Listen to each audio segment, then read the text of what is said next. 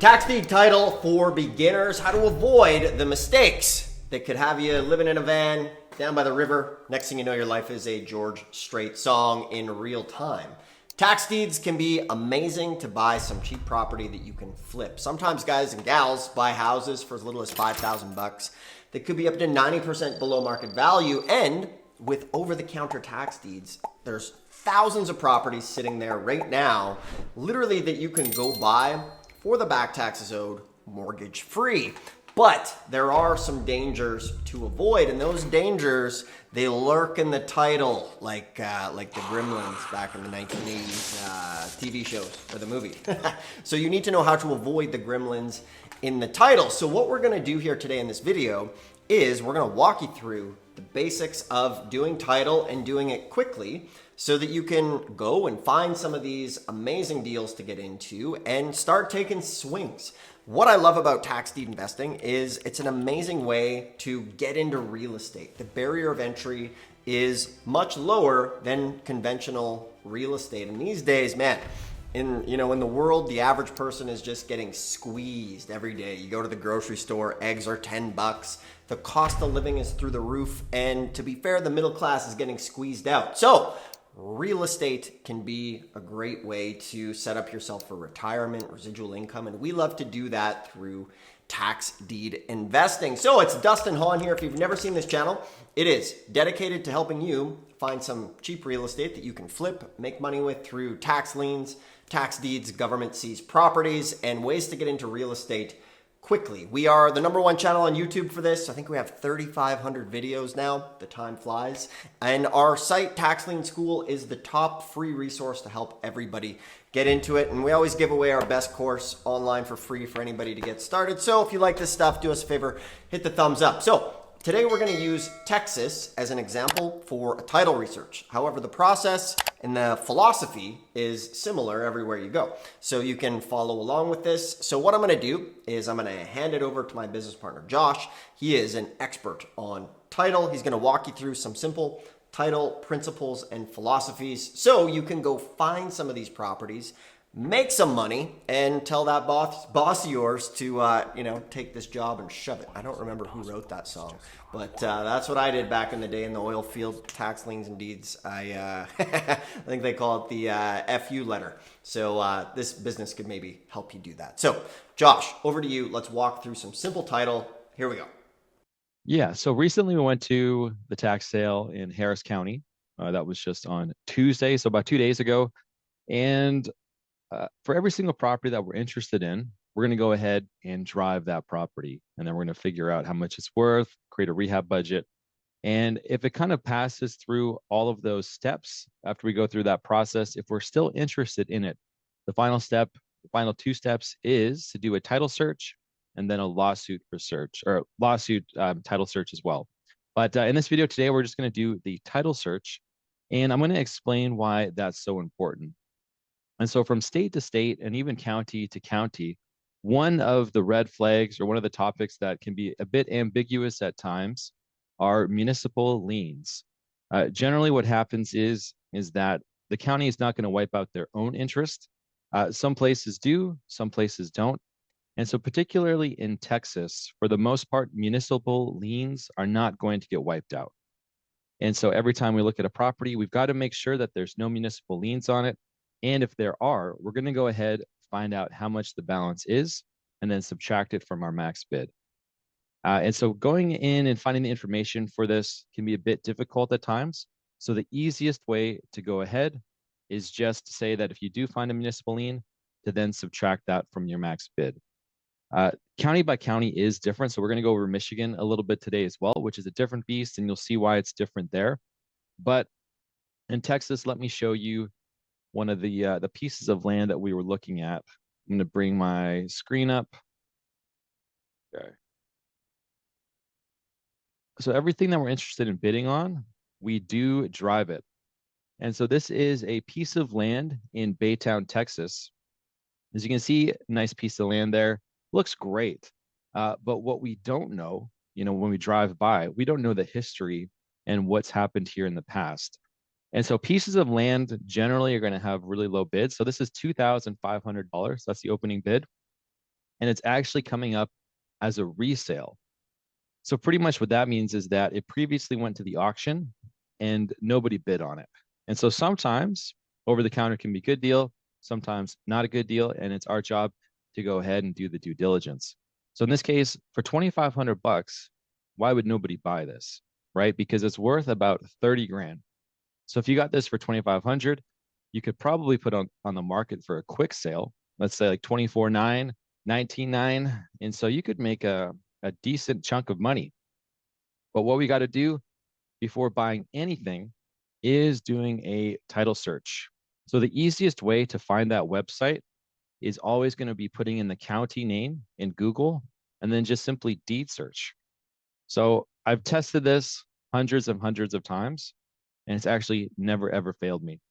So I'm going to do exactly what I just mentioned. I'm going to go Harris County deed search. So there we go. Boom. First thing right there. So if you search for title and you don't search this, this is always the first way that you want to search. You might not find it otherwise. And so generally, if you do put in the county name deed search, it should be one of the first things on the page. So here we've got the real property records, and this is how you know you're in the right place. You've got the word grantor and you've got the word grantee. So what that really just means is this is when someone's buying the property. So if you're searching their name on this side, that's when they're receiving something. And if you're searching them on the grantor side, that's when they're selling something. So you could think of it going from the left over here, grantor, to the grantee. So if you were searching a business and you search their name under grantor, it would bring up all of the documents when they sold something. And then if you search them under grantee, that's when they bought something. So as a rule of thumb, you just search it for both to get the complete picture. And so we want to get the entire chain of title for this property since they've owned it. But remember how I said it's a resale? So that means it's owned by the county right now. And if I search the county name, that's going to bring up, thousands and thousands and thousands of things. And so the county has taken the property as is. So I need to go back and search the previous owner. So here's our address here. And this is on PropWire, which is actually a free website. We use this for comps. You can get a little bit of the history, the backstory there. So if you haven't used this website before, sign up today. And you can see this was April 1st, 2025. Harris County took it from Jesus and Delia Kano. So we're going to go ahead, search their names. And we're going to search by their last name first. You can see it says that right there. Last name first. Kano Jesus. The other thing that we want to be mindful of is generally these are going to be sorted by subdivision name. So coming in here, looking at land information, you can see the subdivision. It's Middletown, Lot 8, Block 15. The reason that would be relevant is, let's say somebody owned multiple pieces of land or multiple parcels in the same area, then you would have to get specific and look for Lot 8, Block 15. So far, the two key ingredients that you need to do a title search is the owner's name and then the legal description. If you have that information, you can go ahead and you can do a thorough title search. All right, so I'm just going to click search just so we can get a pretty decent bird's eye view here. So right off the bat, does anybody remember the name of the subdivision? Anybody? I don't remember the name. And so that's why I just like to write this down. Middletown. All right, I won't forget now. But what I would do is I would write their name down on a piece of paper, subdivision name, and then I would just scroll over. So we're looking for Middletown. So you can see this is not Middletown. They've got a lot of property. Okay, Middletown, 7 and 8, 15. That is us, right? 7, 8. There we go. Block 15, lot 8. So this is us. Let's open this up. I actually got to sign in so I can view the documents.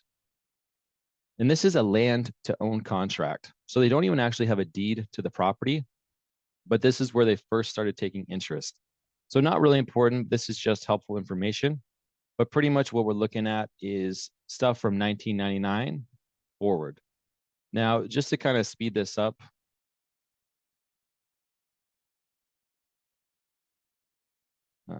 That didn't actually narrow it down for me, did it? But what you can see here, if I just go Apple F and I type the word lien, look how many times it pops up here. 35 times. And so as I hit enter, you can see the city of Baytown, hit them with a lien, another lien, another lien. So these are all the city of Baytown, and these are liens. These are for our properties, our individuals. And there's some related docs in there as well.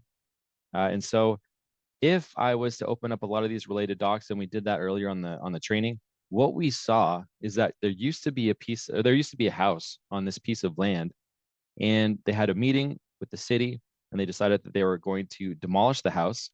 But this was after they got hit with a ton of liens, a ton of code violations. The house was not safe. There was some fire damage. Then the county ended up demolishing the property. And then from there, the homeowners didn't take care of the land. And so you've got weeds, you got nuisance abatement, you got grass. It was unsafe. So this entire property is just completely covered in, I think there's 25 outstanding liens. And so you're looking at about $26,000 in municipal liens that are not going to get wiped by the county. And so you can just see lien after lien after lien. Pretty much each year since like 2000, they've been getting hit with liens. And so when you look at that piece of land, the piece of land looks great. It looks nice and neat, like you could just start working it right away. But that's why you've got to look under the hood and do that title search. And so in this instance, it's not a good deal. Even if you got it for free, you're already into it technically for $26,000. So it's worth 30, into it for 26, not a good deal. But let's say it was $100,000 and we do the title search and we can afford to get it for, maybe $30,000. So then that means that our max bid would be 30 minus the municipal liens. So that would put us at 4, which means we actually could get it. But in this instance, there are way too many liens. And so this is always something to look out for when you're dealing with cheap pieces of land that have like a low open bid.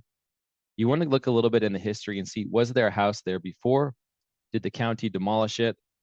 That happens a lot in Philadelphia too. You've got these pieces of land, maybe they're worth 20 grand and the opening bid is $1,600, but the county demolished a house. There's like $40,000 in municipal liens. And so you got to watch out for that. But remember, this is in the statutes. This is in the tax code. You could call it like the county's Bible or the state's Bible for tax liens and tax deeds. So that information is in there. But just getting started out, the best rule of thumb and the best way to approach this is if it's got municipal liens, just subtract that from your maximum bid until you kind of start to figure out state by state or county by county. And then once you learn the rules and you become very in-depth and you have a really good knowledge of it, then you can kind of start to piece together which ones may get wiped and which ones won't get wiped. But for a rule of thumb, this is the best way to go and get started. And yeah, none of these would have gotten wiped. So it was a bad deal. All right, thanks, Josh. Hope you enjoyed that training session here today. So the question is what to do now, what to do next?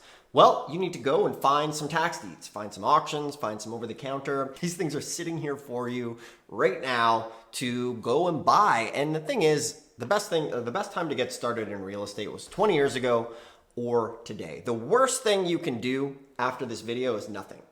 Consuming content without action is like trying to get full by reading a menu. And most people just are on an endless loop of content with no action. So it's time to act. Go find one of these sales. You can, we obviously have tons of trainings on here. We give away our ABCs of Tax Lien and Deed Investing mini course, which is the best free training online, hands down, open challenge out there. If you find a better one, I'll buy a case of beer. But from here, if you want one-on-one help, say going to an auction or getting a deal, what we do is rather than, sell thousands of these books, we give away our best stuff. We show you we give everything away online, but if you want some extra one-on-one help, like mom and dad helping you ride a bike, then that's what we do. So what you can do is you can go in the description below, you can get the ABCs of Tax Liens and Deeds, or you can schedule a call. Maybe you want to come join us at an auction, or maybe you want us to look over your properties for you to make sure you've done everything right. There's a link below. You can schedule a free call. If not, all good. We'll see you in the next one. Hit the thumbs up if you like this, and we'll see you soon.